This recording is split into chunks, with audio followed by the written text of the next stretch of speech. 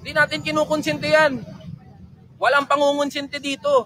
Ang sinasabi natin dito, dapat intindihin kung bakit nagagalit ang mga manggagawa at ordinaryong Pilipino, ang mga kabataan.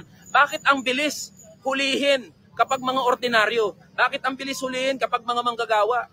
Bakit kapag mga senador, mga congressman nasangkot sa daang bilyong piso na flood control project na ghost and anomalous? Oh.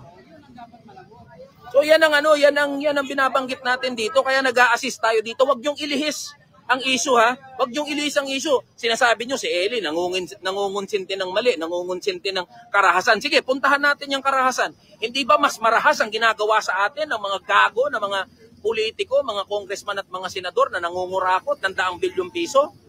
Ha? Nalulunod tayo, binabaha tayo, nawawala yung bahay natin, yung mga pinag-ipunan natin. Hindi ba mas masahol yun? Hindi ba mas malupit yun? Hindi ba mas marahas yun? Bakit nyo ngayon pagdidiskitahan, pag-iinitan yung mga kabataan na nagpapahayag lang ng damdamin nila?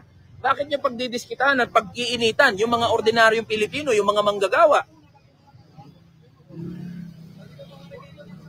Makatwiran ang pinaglalaban ng mga tao, kaya nagagalit, kaya merong nagwawala, kaya merong naghahagis ng bato,